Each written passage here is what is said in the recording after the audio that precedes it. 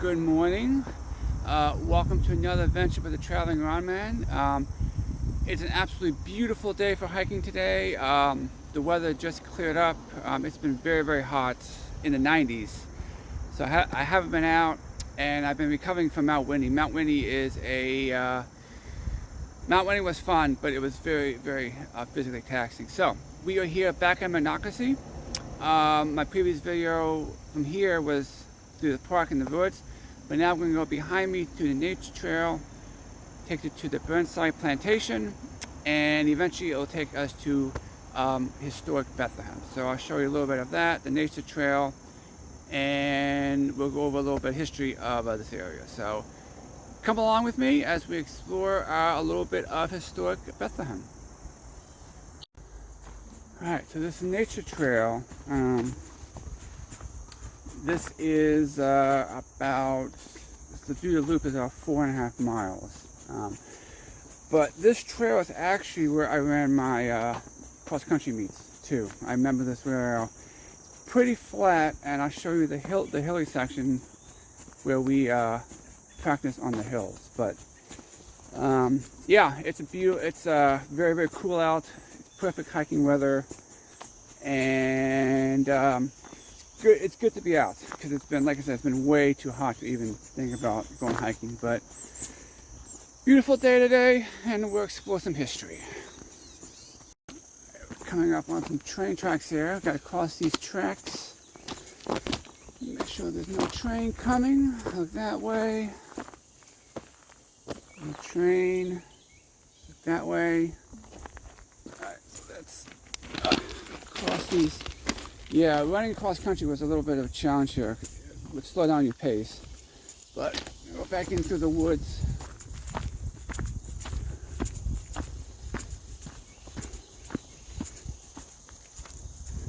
And we're going to head down this way.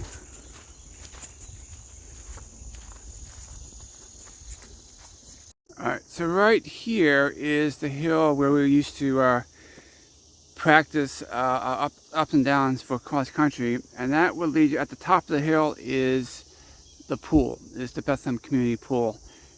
Obviously that was cut nicer back then, so we didn't have to deal with the weeds. But yeah, that brings back memories. Running those hills up and down, put a good workout in. So we are going to continue off into the woods this way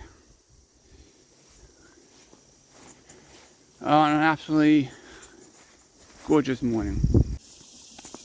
Alright, I will also be trying out some new video equipment. I got a new camera with a windscreen for the microphone, because some of my Scotland videos, as you saw, were very windy, so that was really annoying me. So I do have a microphone, which I'll show you in a little bit. But this path I'm walking is actually paved, and this was actually brand new from the last time I was here.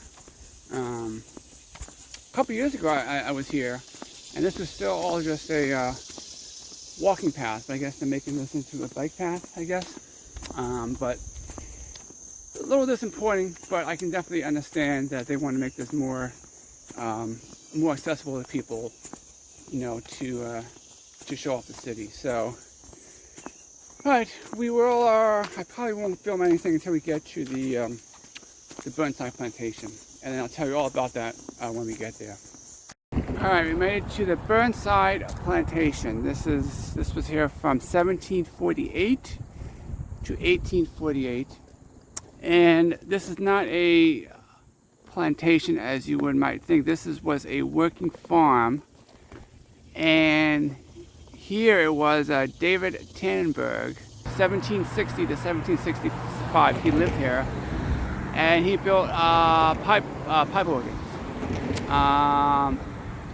The Tannenberg organs were a very famous type of organ. And then, of course, he moved to Lidditz and died in York, Pennsylvania. So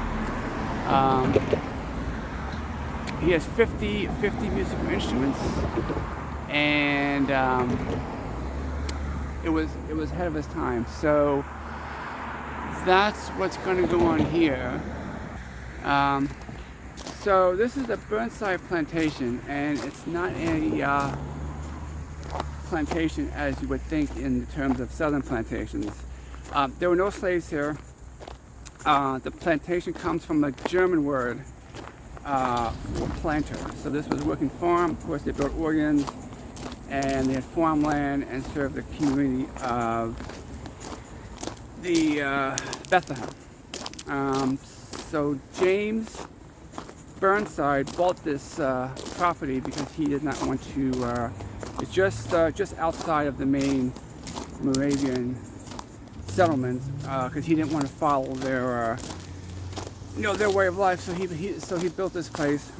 At the one time it was 400 acres, and now it is now there's just 6.5 acres left, and it's been preserved for a museum. So we'll go check this out. We'll see what this Burnside does here, and I'll show you some of the buildings, and we will relive some history. You can see a little bit of the plantation here. It's a garden. That's the original farm. The buildings behind it, I'll show you that. And then this building here was added later, in 1830, I believe. I'll get you the date on that. But yeah, so this is currently a museum. It is open to the public, and they have all sorts of festivals here. They have the biggest one is the Blueberry Festival, which they have each year. You can come here and get freshly baked blueberry pies, and then they have an apple festival, get apple pies. Very delicious stuff. So let's explore this. Beautiful gardens here. The bees.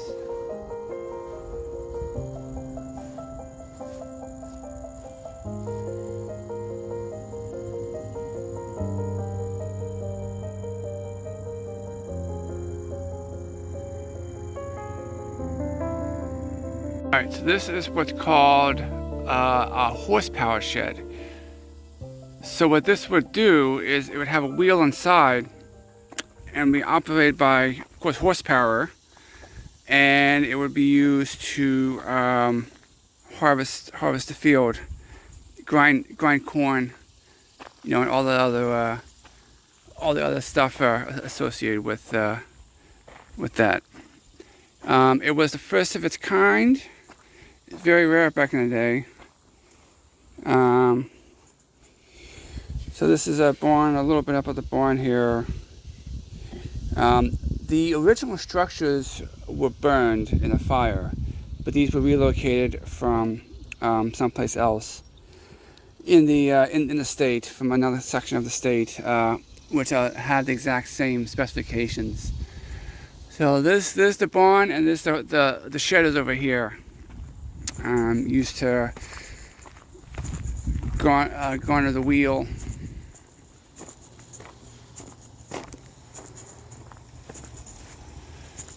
Alright, so it's a horsepower shed, and this was planned during the barn's construction in 1841. In the early 1800s, the threshing machine quickly replaced flail hand threshing for separating the grain from the stalk, making the farmer's work more productive. Burnside Plantation was likely a forerunner in changing from human to animal power. So this was revolutionary in its day, where you would make, instead of the humans doing all the work, like grinding the grain and operating farm equipment, the animals would do it. So saved a lot of time, manpower, and energy doing it this way. This structure here is your corn crib. This is where they would store the corn, and then it would get ready for production in the field. So this was pretty standard back in its time. You can see over here where they would store all the old corn. And of course, it would go up and and on top of the roof too. You could store it up there. The both sides and the top, you could store it.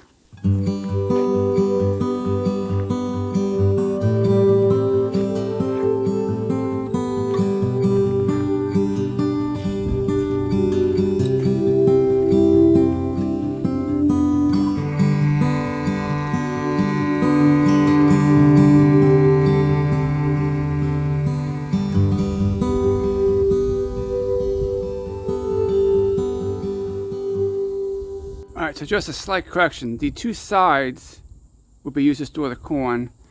The loft up above, you would store the hay, and it's shaped like this, so the wagons can come through and make it easy to load. See the little doors. You can see the little door on the side there. Just drop that down, load the corn in. There's a little trap door up there for the hay. Drop the hay into the wagon, and then they can go about the business. So, all right. So this was the farmhouse, and this was the first privately owned building in the Moravian settlement. The Burnsides did mission work for 3 years with the Moravians, and then they decided that wasn't the lifestyle they wanted to live. So they came out here and bought 400 acres and built this farmland. So the left side is the original. This part here is the original, and then that part was added on later. The right side was added with the next tenants for Aaron Hillman and his family, and the difference in floor level is necessary to accommodate the ceiling height of the cold cellar. All right, and then this is the garden, which is an active garden, and on select days you can come pick some vegetables, and take them home with you. So, working farm. They do open the buildings occasionally too. They're not open today because it's weekend. But beautiful, beautiful garden here.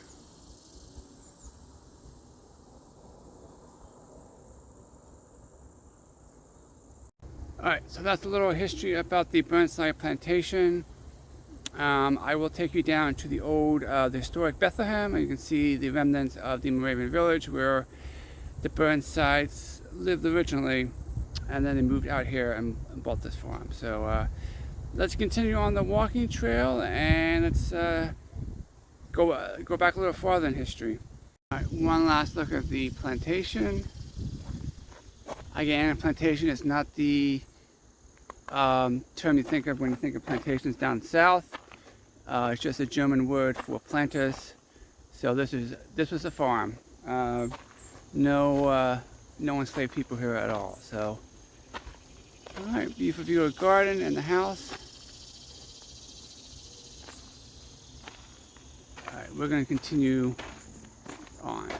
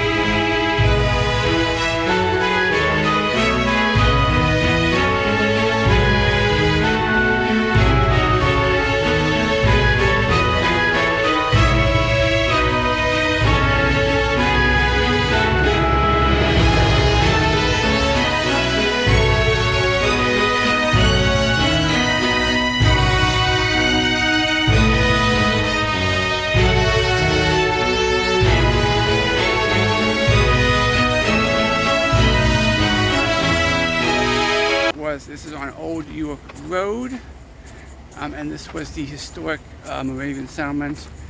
There's not much left. There's apartment complexes, and it's very, very commercialized now. So nothing really much to see here. But I will take you. There are some old buildings, the Luckenbach Mill, and some of the old settlements that were built here along Monocacy Creek. So we'll check those out, and then this is about a mile from the Burnside Plantation. So we'll go up here.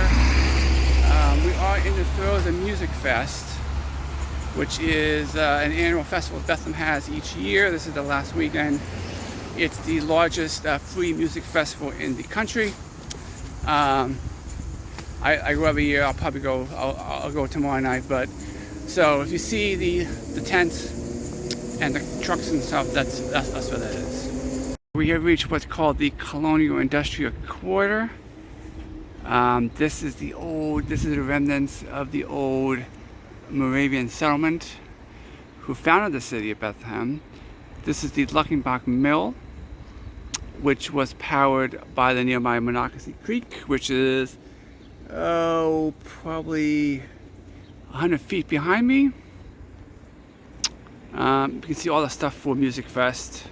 Obviously that wasn't here in the 1700s, and it's normally not here throughout the year. Just like I said, we are in the throes of Music Fest. And the big building you see at the top there, that is Hotel Bethlehem, and that is listed on the National Register of Historic Places.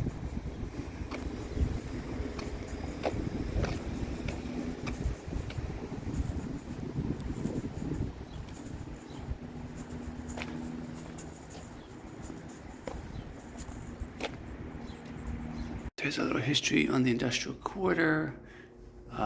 Here's the buildings out here, the waterworks building,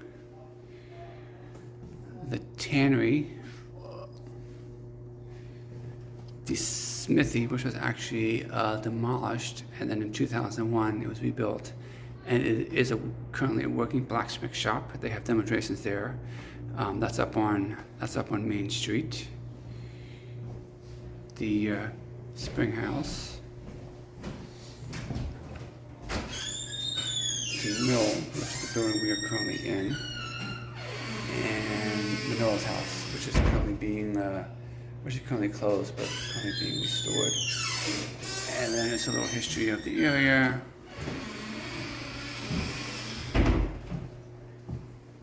Starting in 1741, which is when the city of Bethlehem was founded by the Moravians. This is the tannery. You can see they're having apple days at the Burnside Plantation, September 17th and 18th. You get pies and fruits and all that stuff. And then behind me is the spring house. Of course, there's the mill over there. And up on, you can see Main Street, that building up there, that's the old, one of the old buildings. We won't be going up there, but I'll show you one more thing over here. Up there on the hill, that is the blacksmith shop that was rebuilt. That's Hotel Bethlehem right there, and there's the ruins of the old smith house right there. And where the church is, that's where the well was for the spring house.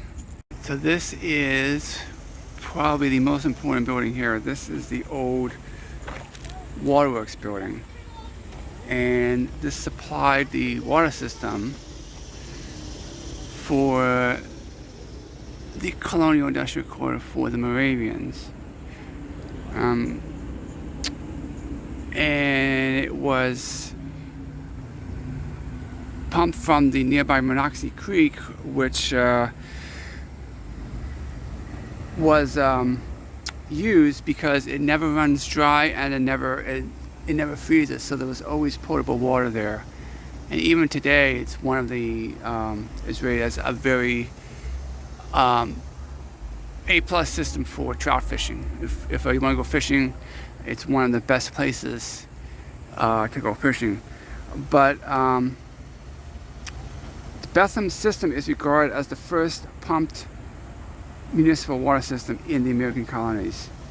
It operated in this building until 1832, when the pumping was moved to adjacent water mill. And this is a American Water Landmark, an Historic Civil Engineering Landmark, and a National Historic Landmark because of the importance of this and what it did to the history and to the Moravians. Alright, well, that'll do it for this adventure. I hope you enjoyed the tour through some history of Bethlehem, the Burnside Plantation, the colonial industrial quarter, and some fascinating stuff. It's great to be out. Nice easy hike. About 3 miles from where we started in Monocacy. So until next time, I hope you're living your best life, and we'll see you around.